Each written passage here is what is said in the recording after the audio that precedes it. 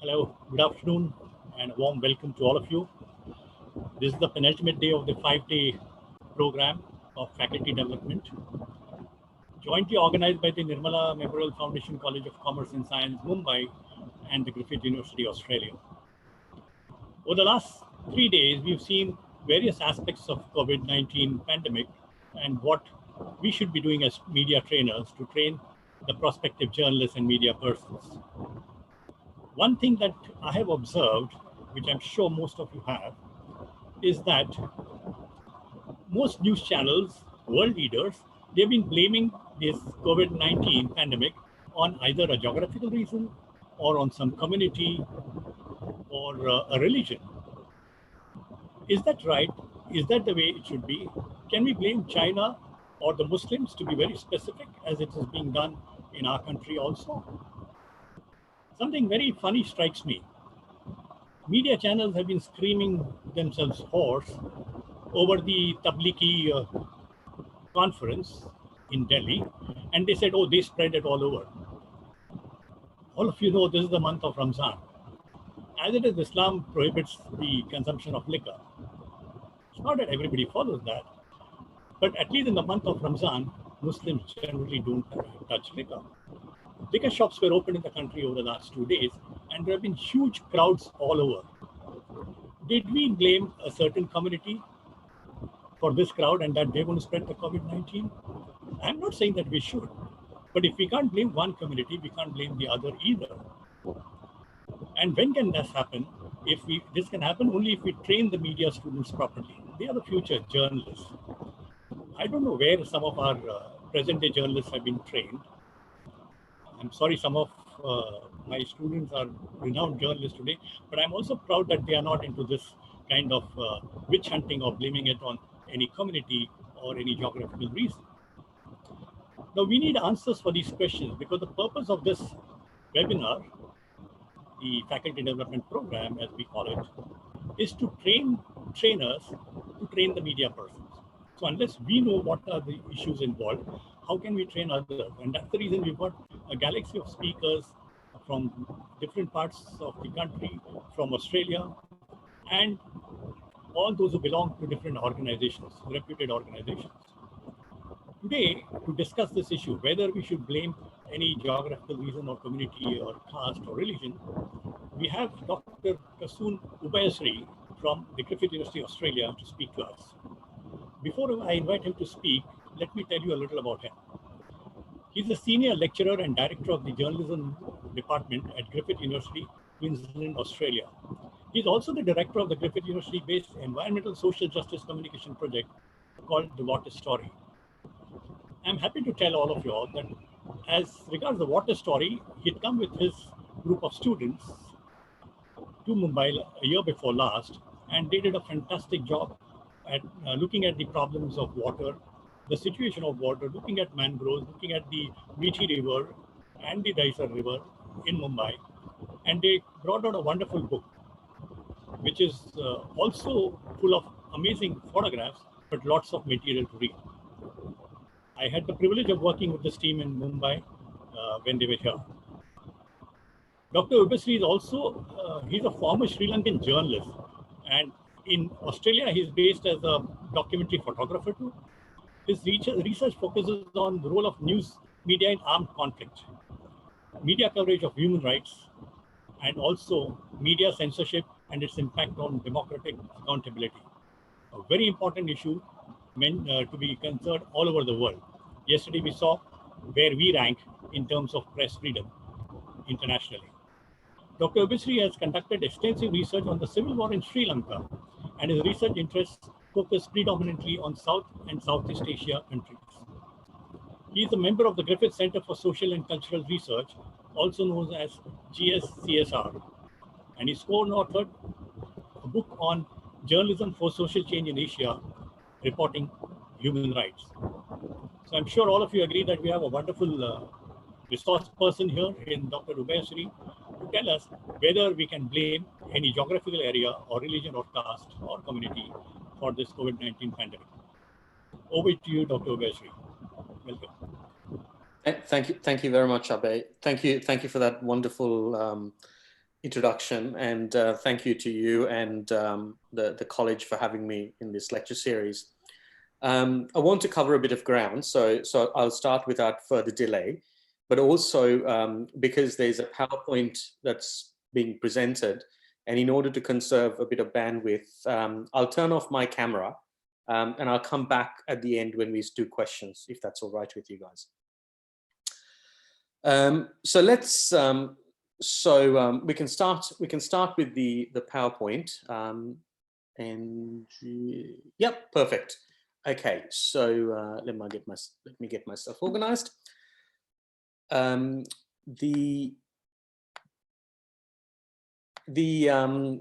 Let's start right at the top. I want to start this conversation with a few ideas. So there's a lot of conversation about how things are changing and how things are different with reporting COVID. There's a lot of discussion about how we don't know exactly what is happening out there, and we have to constantly change and adapt as science catches on. Now this is true, but this is not new, because it's not new to us as journalists, because what we do is we report on things, on stories as they unfold. So this is normal for us. So for me, the challenge of reporting COVID is not that. For me, the challenge is the problems are far more fundamental. It is about understanding what journalism is, and how we as journalists operate in this incredibly complex media and communication environment. Not necessarily because of COVID, but in general. So it's not just because of the pandemic, it's what we have been doing so far and what we're going to do afterwards. And I think it's important to position our conversation about rights within this context. So very quickly, if you want to change the slide, let's go into the next one. I don't have too many slides, it's just a few slides there. So do you want to change the slide? Yeah, perfect. So very quickly, let's start by looking at two big ideas. Let's position journalism within the communication space and make a clear distinction between journalism and separate it from other ideas of wider media. This is important because I think by doing so, we get to understand what journalism is and really fine-tune our craft and our ethics. Unfortunately, we don't have a lot of time to explore this at length. So suffice to say, it's clear that the media consists of not just journalists and journalism, but also commentators, talk shows, panel discussions, advertorials, and that dreaded idea of native advertising, which is masquerading as journalism these days, and of course, entertainment. If we are to use a COVID-appropriate analogy, we don't assume the sum total of a hospital is doctors and medicine. It's the same with media and journalists. Media consists of a lot more than journalists and journalism. Having isolated that, let's move on to my second point. The question as to what journalists do. Is it just reporting news, or is there something more to it?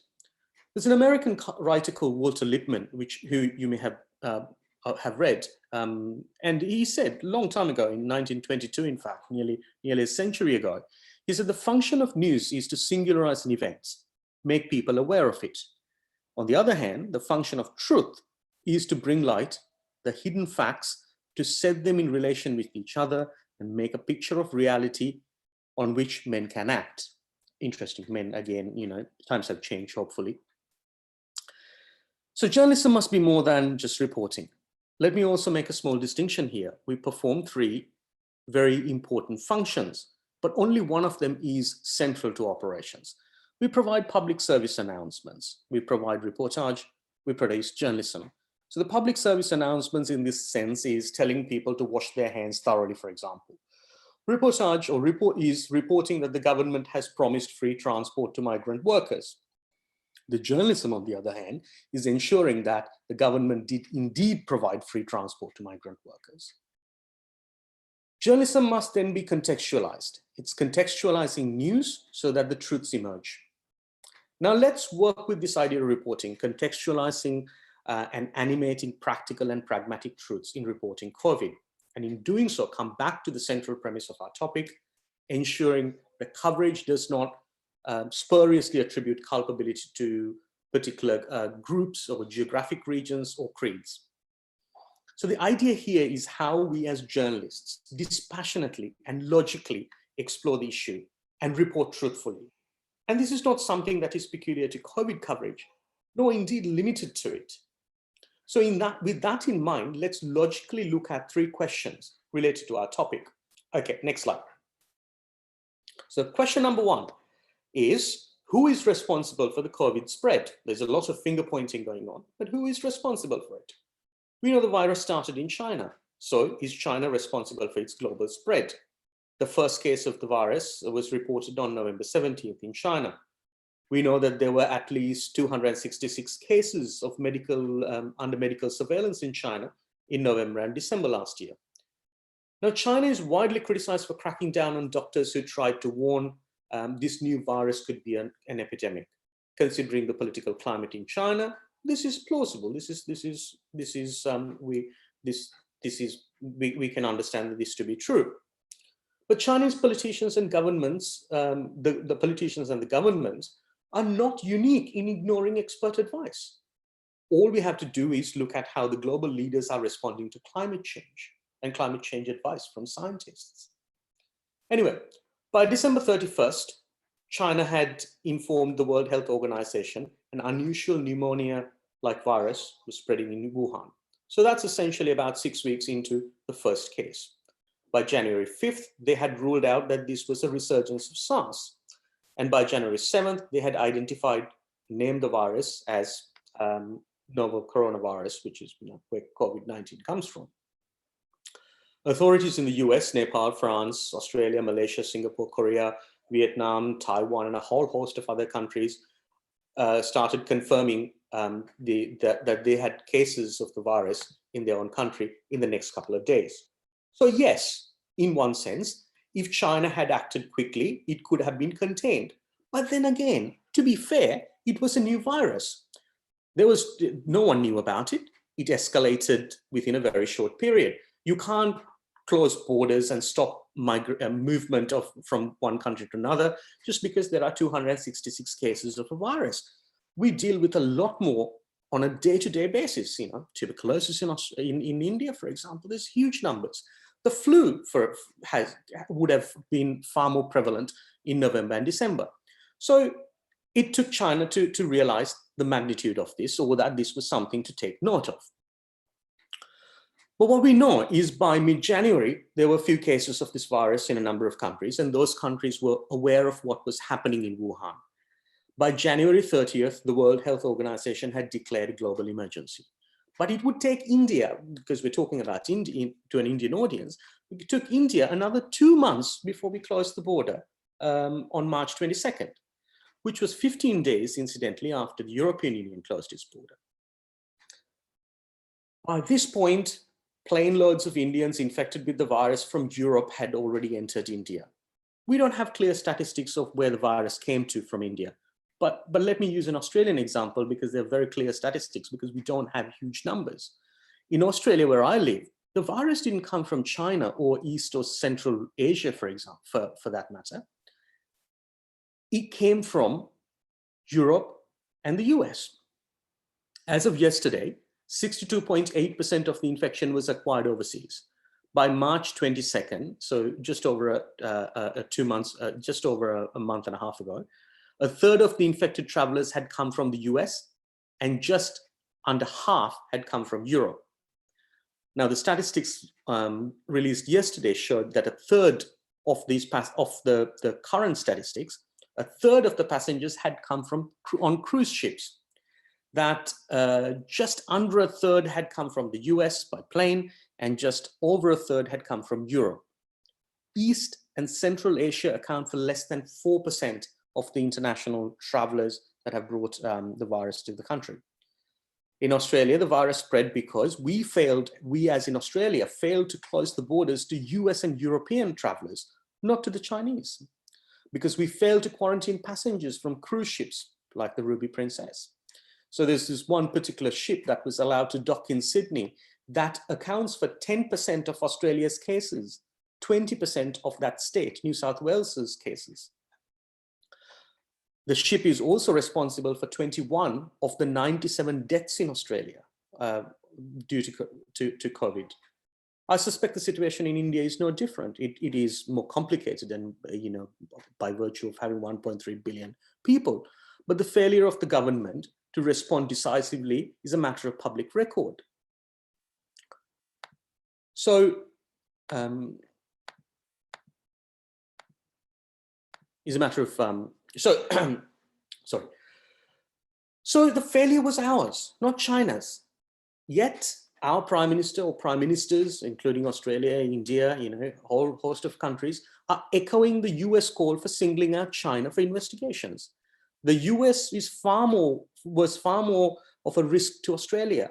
Trump's failure to close or put in proper precautions in the US cost us lives in Australia. Yet we are not investigating the US for their failure, or we're not looking at how it spread through Europe, or how we, as in Australia, did not close our borders to Italy, even after we closed our borders to South Korea and Iran. Here we see our deep-seated xenophobia as a country. So the first lot of fingers need to be pointed at our leaders, people who could not see the storm brewing even when it was just a week or two from hitting us. The second lot of fingers, if you want to take a global view, we should point towards us, all of us, that is, at massive environmental destruction that is bringing us closer to wild animals, the horrendous bushmeat trade. COVID is just the start of this catastrophe. The permafrost is melting, massive rainforests are dwindling, and we're coming closer and closer in contact with pathogens that we have not previously encountered. We're multiplying like rabbits, moving all over the world, carrying these infections. There were 110,400 flights a day, every day last year. So my first bit of advice to you, if you want to be counted as a journalist, or essentially when you're training journalists, future journalists, make truth and logical thinking our only master. How do we do that? First, take stock and have a good hard look at yourself. Identify your prejudices, political blind spots. We all have these. And once you've identified them, try and leave that baggage behind.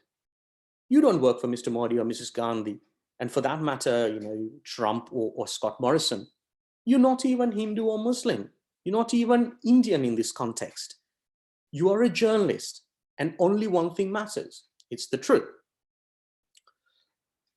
Keeping that in mind, let's move on to our second point. Do you want to move the PowerPoint? Thank you. So our second point is, how have we demonized, marginalized, neglected, othered a whole bunch of people when we're talking about the spread of COVID? The finger pointing that I spoke of earlier, the finger pointing hasn't only been directed at the Chinese government, but also to Chinese people who have faced racist attacks. In some cases, third and fourth generation Chinese living in Australia have faced racist attacks. They've been accused of being infectious. Some people in major cities, including where I live in Brisbane, have openly avoided going to restaurants in Chinatown. So yes, such bigotry is not limited to the subcontinent. We have, of course, but there is a different strain of bigotry out there in India and of course in my own country, in Sri Lanka, where people have been accusing Muslims of spreading the virus. Again, this comes from a very old, deep-seated prejudice, which of course has no fundamental basis. So what is our role as journalists in putting the record right and furthering a sane and logical dialogue? We need to go back to the idea of context in journalism and not just report the news. There's an idea in journalism that we animate democracy and hold a mirror to society. So how do we do this? And how do we deal with these deep-seated prejudices in our society by doing that? Look, I have no silver bullet answer to this, but the only way I can see us doing this is by producing factual, contextual journalism. And of course, as journalism educators, training the next generation to produce factual, contextual journalism, teaching them to think logically and not be slaves of these prejudices that we carry around with us. Of course, once that is done, there is the more difficult task of engaging the public. Now, the second part is too big a problem and too complex a conversation to have here within, in the time that we have. But producing journalism that cut through, at least the production of it, the producing journalism that cut through these rusted on prejudices, the racial hatreds, is definitely within our grasp. So I'm not going to tell you what to think, but what I want to tell you is how to think, or rather what we need to tell our students or teach our students is not what to think, but how to think. This is why I said when I started this conversation, this is not just about COVID. This is about our thinking and asking our capacity to ask these questions and cut through the rhetoric. There's no such thing as an illogical journalist for me.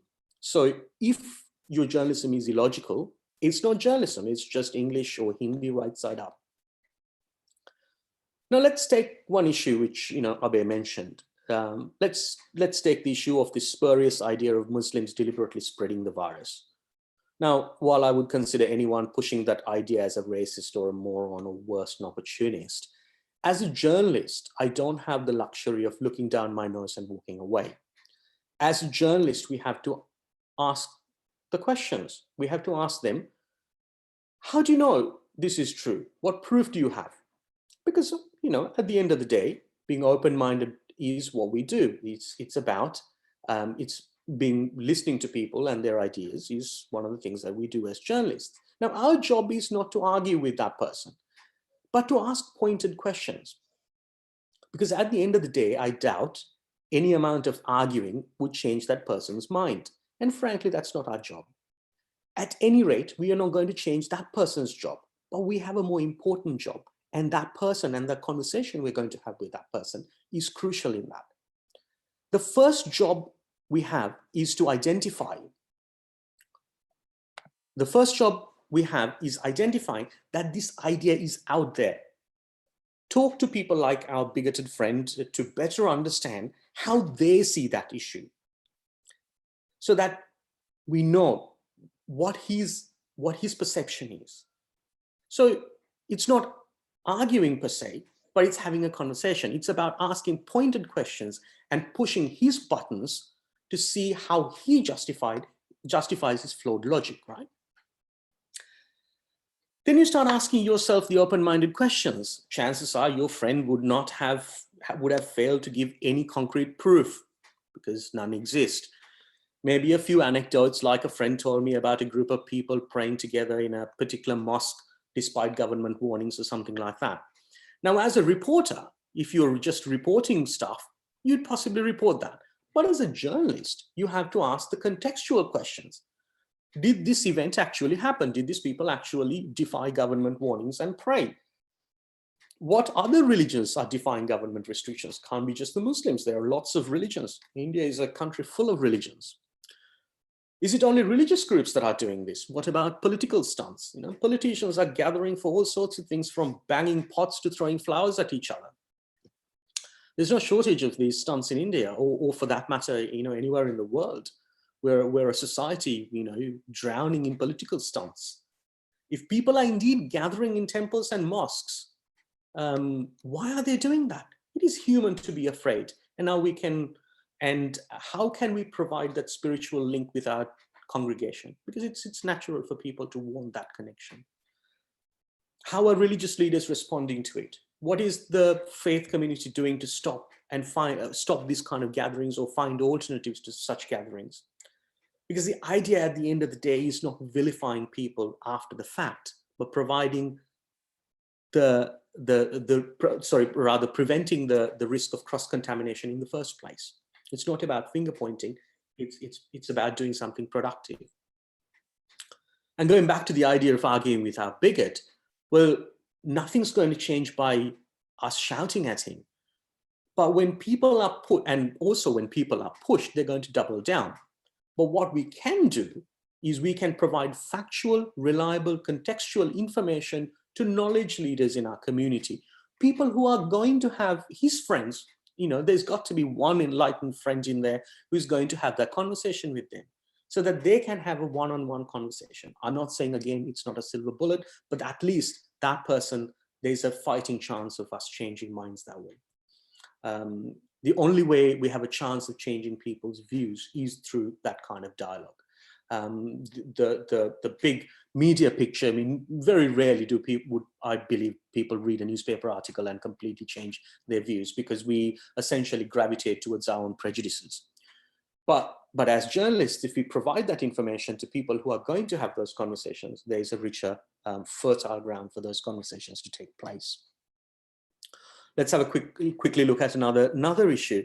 There's this issue of the migrant workers. This is a different kind of othering.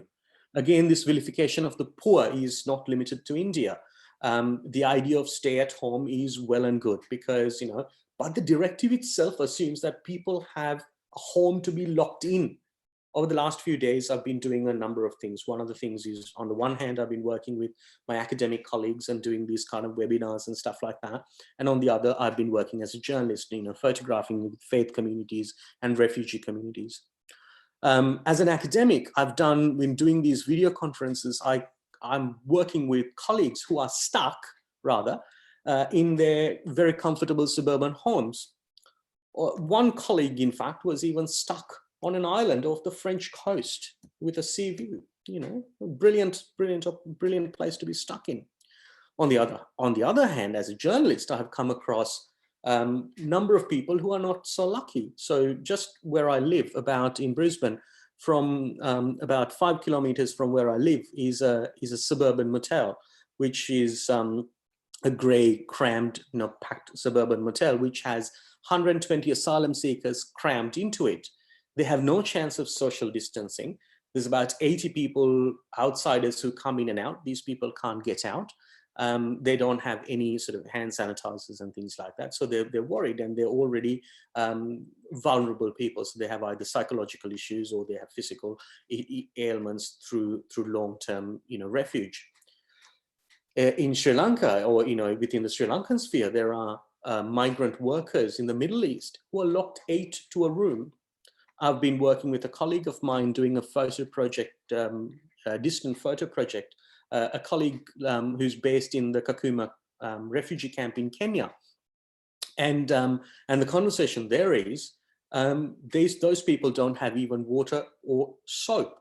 So the lockdown is very different to different people. Look at this another way. The Sri Lankan government has chartered planes to get students stranded in China. The middle-class parents who have sent their children to study in the US and UK are now complaining that the airfares to get their kids back home is too expensive. They're expensive because we're sending empty planes to bring back socially distant half loads of passengers.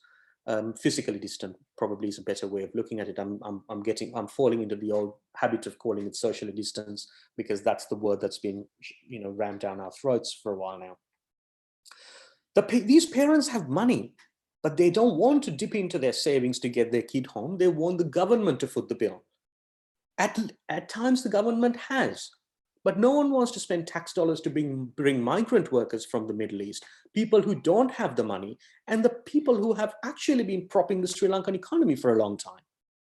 In India, the neglect of migrant workers over the last month is mind-boggling. India has 138 dollar billionaires, yet the migrant workers had to walk home or remain stranded.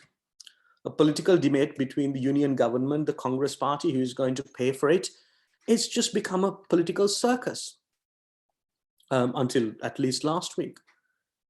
As journalists, we see these neoliberal governments at work. The risk of infection and the responsibility of preventing cross-contamination is foisted onto individuals. In this case, migrant workers, routinely used and exploited all over the country. The governments that has failed to provide adequate care for migrant workers are now accusing them of spreading the virus as they find whatever transport that is at their disposal. This is the hallmark of a neoliberal economy. The idea of user pays, to use an Australian word. The exploitation of the worker is allowed and even encouraged. Yes, the movement of migrant workers is problematic, but caring for them was the government's responsibility, and the union had miserably failed at that. The Hindustan Times reported a few days back the union government was now considering changing the 1948 Factories Act that would allow companies to extend the work hours from 8 hours a day for 6 days, which amounts to 48, which is already a long week rather, in global standards, to 12 hours a day over 6 days, to 72 hours a week. So, and some states, I believe, has adopted it. So our recovery strategy is the same. It's the same as our pre-pandemic model: squeeze the worker at the bottom of the food chain for even more. All right, last slide. Third one. Do you want to change the slide? Yep, perfect. So the final question is, so why is it hard for us as journalists and public in general, but I'm not too worried about the public in this sense, but journalists, because I see some appalling coverage out there. Why is it so hard for us to see the answers to questions 1 and 2? What forces are at play and that try to obscure our view? So finally, when we come to this last question, many of us are not reporting this because we too are culturally conditioned to not see this. We're pre-programmed to pick one of two parties, pick a race or a religion, and build a never-ending network of pigeonholes for ourselves. The Morrison government in Australia doesn't want us to look too closely at how it bungled the virus control by letting the cruise ship in. So our Prime Minister jumped on his friend Donald Trump's bandwagon to deflect the attention towards China. That threat of investigating China itself is not real, because as a permanent sitting member of the UN Security Council with a veto, China will never be held accountable, even if it was at fault. But this is not the point. That is not what they're trying to do. What they're trying to do is to stir enough xenophobia and some old-fashioned racism as long as they can to distract us until the next crisis, the next issue comes along. India has the third highest number of billionaires, and some of them even own the government, if you're honest. The 50 billionaires in Mumbai control about $218 billion of wealth between them.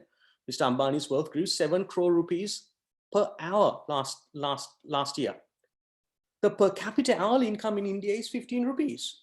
7 crore rupees an hour, 15 rupees an hour. You can do the math. Why can't we see that discrepancy as a massive problem? Or why are we reluctant to engage with that? We can't see it clearly at any rate because we continue to champion zombie economic ideas that refuse to die and perpetuate cultural fallacies that like hard work pays. There's a University of California, Berkeley study showing that Indian women working in factories earn about 15 US cents an hour, far below the per capita income. So if hard work pays, and if Indian workers are now going to be working 72 hours a week, Mr. Ambani must be one of the hardest working men in India. He earns 7 crore rupees an hour. Now, don't get me wrong. I'm not attacking one individual. I'm not against him, and I'm not attacking the ultra rich. My problem is with the system. It's a system that favors the ultra rich.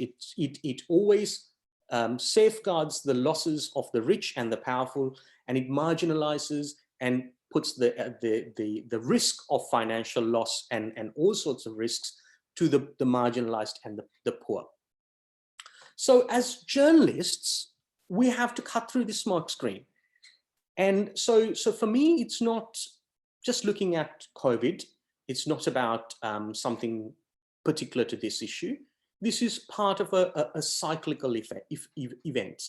And what we need to do is cut through the smoke screen and not be distracted by the dog whistling and the scapegoating, like China is at fault, or Muslims are deliberately spreading the virus, or migrant worker, or questions like, are migrant workers so dumb they can't understand the risk of spreading the virus if they walk around India? Don't buy into it. And we need to train our students not to buy into it. Our job is not getting through just this pandemic. It's about teaching our students to think logically and provide truthful journalism.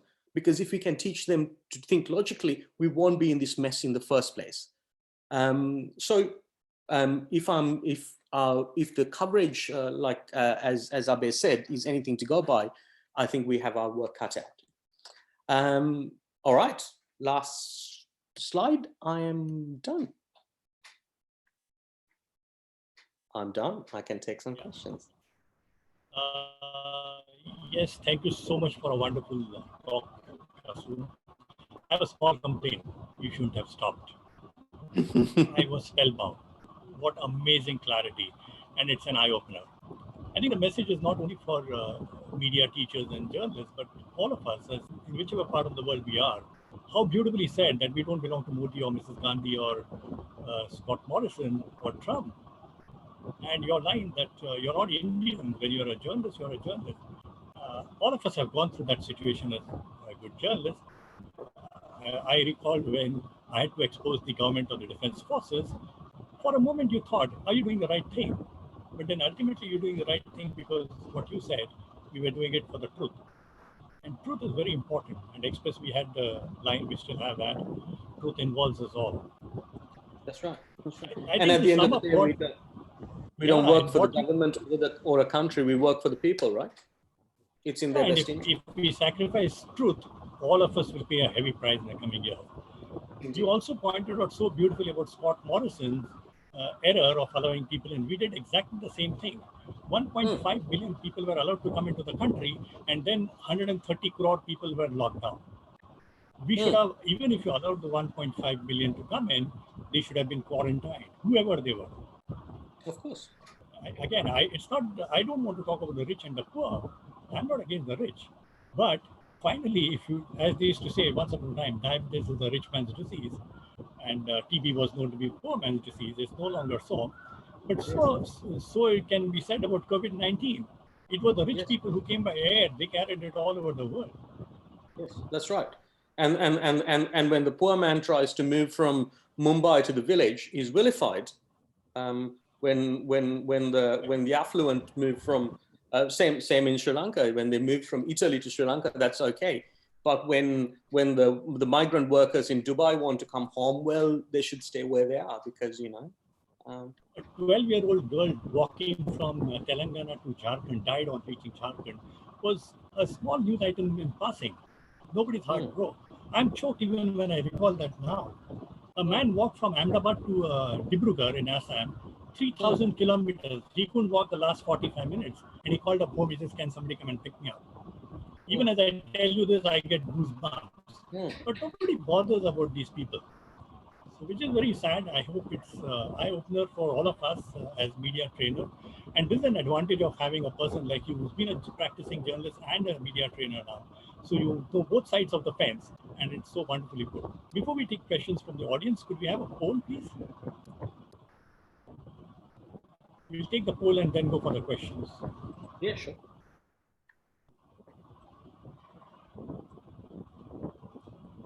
Bhakti, if we can have the poll, it would be nice.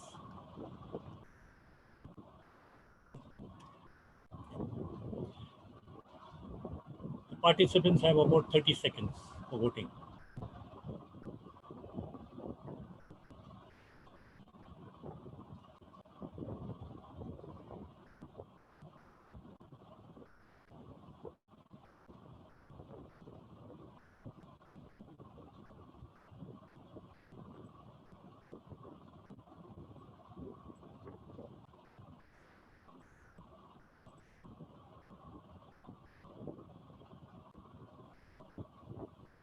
So that's the result. Interesting split. Interesting split, yes. And we must respect all views. Yeah. So that's wonderful. Could we go for the question now? If you're ready, I'll take questions. Yeah. If you want to just share them out, and I'll take them. Yeah, one question that has come from the YouTube. As we told you, people are also watching on the YouTube live. Yeah. What strategy is required to uplift the marginalized students during the lockdown? As in access? I believe as to access, It's a must hard be. question for me. It's a hard question for me to answer simply because I don't know what is available on the ground in India. I think you're better placed than I am to answer Yeah, that but question. even I would have loved some more clarity on the question, because when you talk of uplifting the marginalized students, whether in terms of mobility or in terms of college fees and school fees, or the loss of the academic year, lots of exams are still to be held, and we have this June to April session. So, the marginalization, I understood it to mean, people who are from marginalized communities. I'm assuming that's something to do with about technological access and things like that as well, possibly. okay, now here's a very philosophical question for you. What is the expected time frame to start a new world, and how is media helping the laborers in this period? Oh, look, I'd like to see a new world start very soon, simply because the old world is failing us all. To be honest, we're all worried about this pandemic, but this is not the most serious thing that we're facing at the moment. Unfortunately, I mean, we are pretending that this is the most serious thing that we're facing. We are in the middle of a anthropogenic climate catastrophe.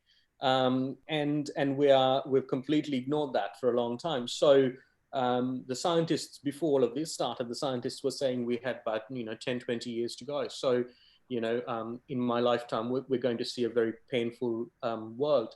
We're seeing a very high temperature rises, and again, this is affecting the poorest of populations.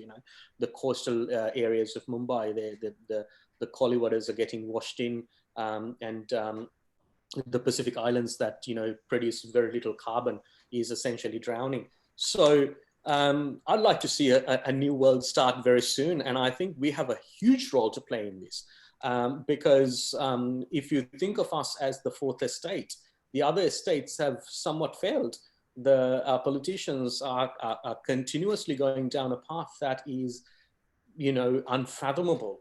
Who would have thought, and let me use a word that Noam Chomsky used a couple of weeks ago, who would have thought an orange buffoon like Trump would be president of America? He's making George Bush look better. He's making George Bush Jr. look intelligent. So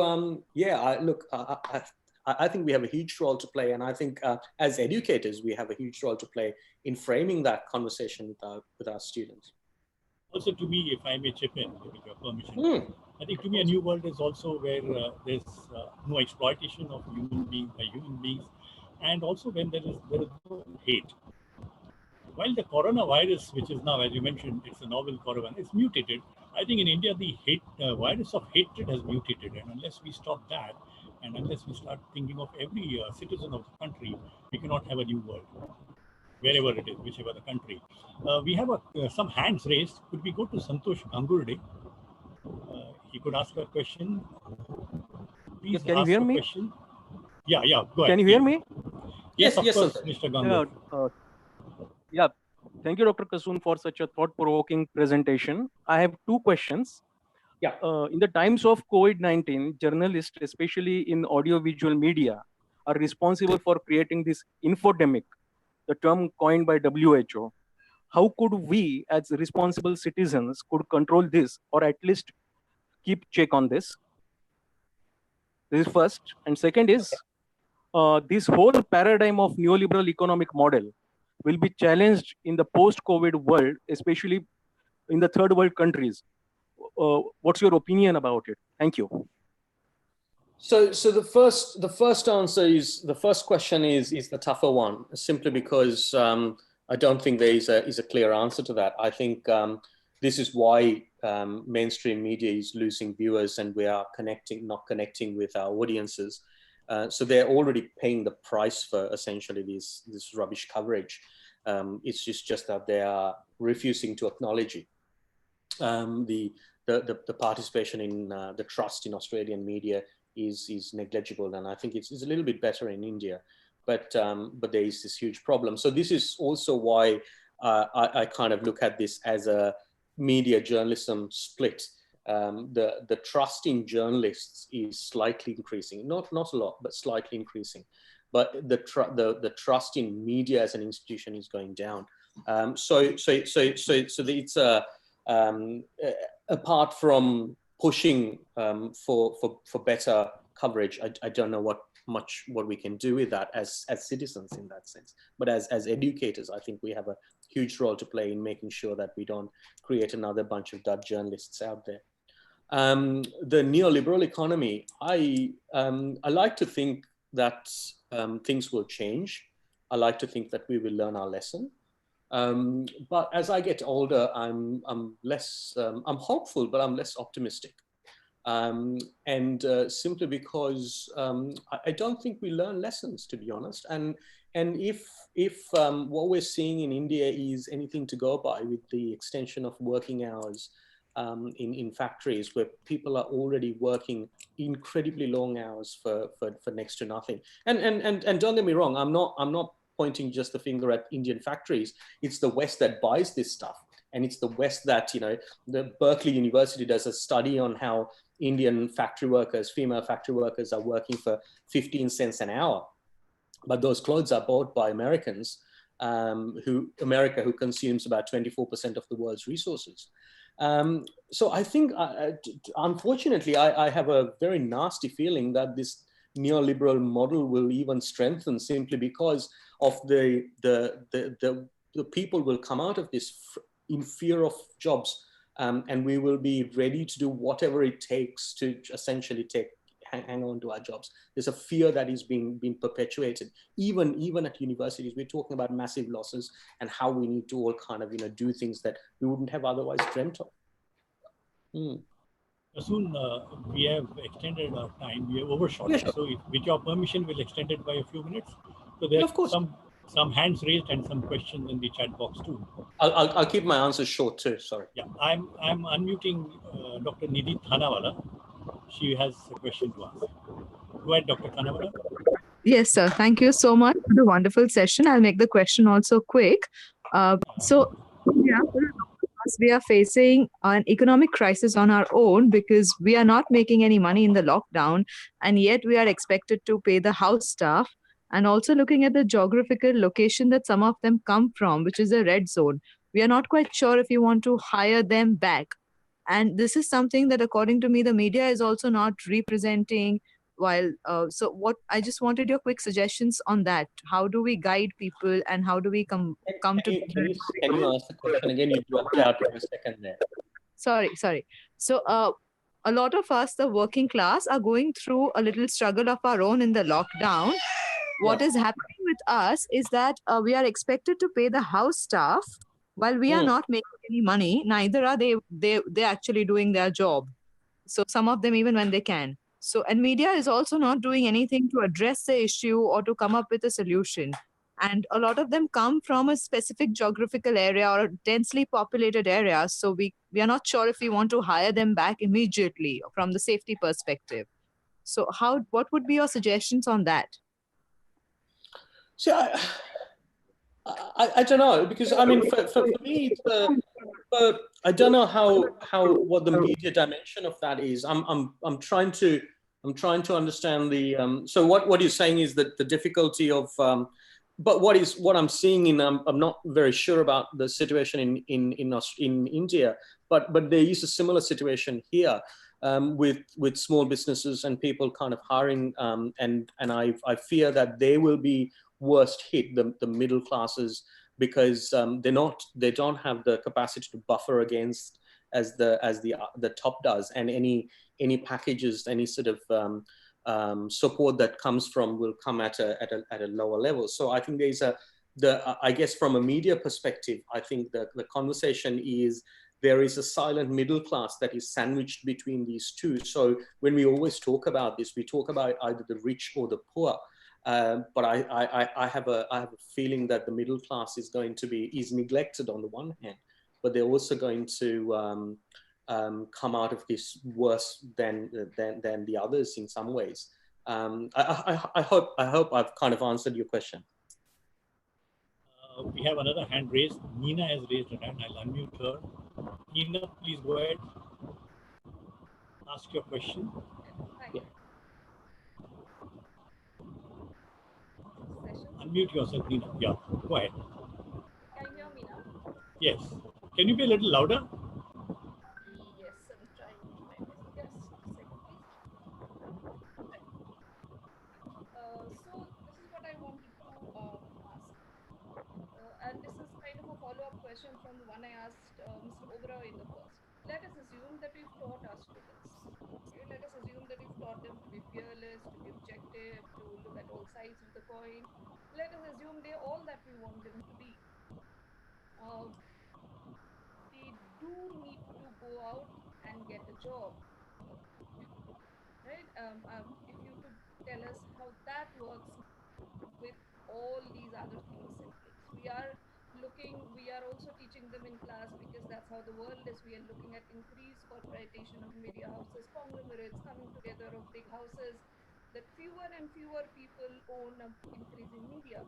So how does all of this fit in? How does it fit in your part of the world where you teach, say, how do you see a trend happening or going in India?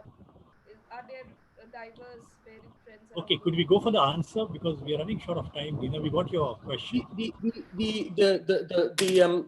short answer to your question is in training our students. I think my experience, and I know Abhay definitely is this as well. Journalism in a newsroom is a continuing struggle. And it's always about fighting with someone to get that story and get a particular perspective and so on. So I don't think as a journalist, when you walk into a newsroom, you are going to, if you have that grounding, if you see the world in a particular way, these students will have to fight to get that through. And of course, they will not always succeed. They will be forced to write, horrible puff pieces and whatnot. So that is the reality, but at least the idea that when we walk in, we know that that there is something better that we need to do. I think that's important. The other part of this is because we have been peddling this nonsense to our audiences, we have lost our audiences. I don't know what the audience numbers are in India. Australia has no media diversity. Australian media is pretty much owned by Rupert Murdoch. So what we have is who actually owns America and UK at the same time. So what we have is absolutely no diversity. So this is creating problems. But even within those newsrooms, I know there are very good journalists, colleagues of mine, who are fighting, who are making changes. So the direction of a particular a mast might be going in a kind of a problematic way, but there's still decent coverage that comes from it outside of that kind of, the focus of those media moguls. So as a media educator, all I can do is, look, when I teach 100 students, I'll probably get 5 good journalists out of it. And I think that's a success for me. Because what else am I to do? I mean, if I don't fight the good fight, I can't really complain about the world going downhill, can I? There's a question from the chat box. I think you answered that, but I'll just read it out to you. How can you teach these future journalists about the value of truth in journalism? Yeah, I think that's sort of what we've been covering. I think our fundamental, there's this thing that I tell my students when sort of connecting both those questions, Nina's question and this one. I tell my students that, look, journalism is a business, right? Everyone wants to. We need to sell newspapers. We need to make people buy listen to our broadcasts and all of that. When we sell newspapers, because newspapers is an easier model to kind of explain this. When you sell newspapers, you need to sell newspapers in order to survive. And because if the newspaper falls, we're not going to produce any journalism. And my question to my students is, who essentially pays our salaries? Our salaries are paid by advertisers. They're not, that doesn't come from the price of the newspaper for a couple of rupees that you sell. The advertisers pay for this, the bulk of the money. So our money essentially comes from advertising.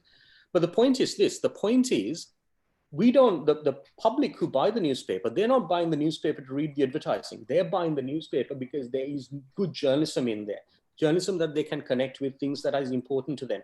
And that if they trust the newspaper, if they trust the media to produce good content, they will buy the publication. If they buy the publication, we won't have any shortage of advertisers. But if we are not trustworthy, then and we've pandered to our advertisers, our readers leave us, the advertisers aren't going to come to us and say, look, these guys have been really good. They've even supported us even to their detriment. We'll continue to give them a couple of $1 million a year. They don't do that. So I think for our very survival as journalists, if you want to draw a salary, we need to think of the first person that is important to us. That's our reader. And that we need to provide them and with useful information and connect with them. That's the other part of it. How do we connect with those journalists? You know, how do we connect with those readers? And that's important. And that's the $1 million question. Right? How do we do that? Yeah. Somebody from the YouTube has a question for you. What's your opinion of the WHO in the present scenario, with the WHO being blamed to be soft towards China? Look, I think all of these organizations, big organizations, have strings, because if you have a situation where let's take the UN situation where you have a number of countries that have a veto, then it's somewhat problematic. So it's not a perfect scenario, but I'm also not keen on just vilifying the WHO as a whole, because the WHO does a hell of a lot more than just monitor COVID. They do massive immunization programs. There's a whole lot of work that happens through disease eradication that's happened in most parts of the world is through World Health Organization immunization projects. So the World Health Organization does a lot of work, and of course, in these organizations, when you have a system where the leaders of these organizations or the director generals and so on and so forth are backed by one country or another, Americans back some people, Chinese back some people. That's how the world works. So when America doesn't get it their way, they get all annoyed. But America's been backing people for a very long time. This is why we haven't seen war crimes tribunals against America. When was the last time we saw a war crimes tribunal against the UK or America? It's always some small country in Africa. That doesn't mean that country doesn't deserve to be, face a war crimes tribunal. They do. People from Serbia, the Serbian conflict or the Rwandan conflict deserve to, or the Cambodian conflict deserve to go into war crimes, or Myanmar now, for example. But that doesn't mean that the US and UK and everyone else shouldn't either. So yes, we need to hold them accountable, not say, we just throw the baby with the bathwater kind of situation. Thank you so much, Kasun. My apologies to the participants. I know there are quite a few questions pending.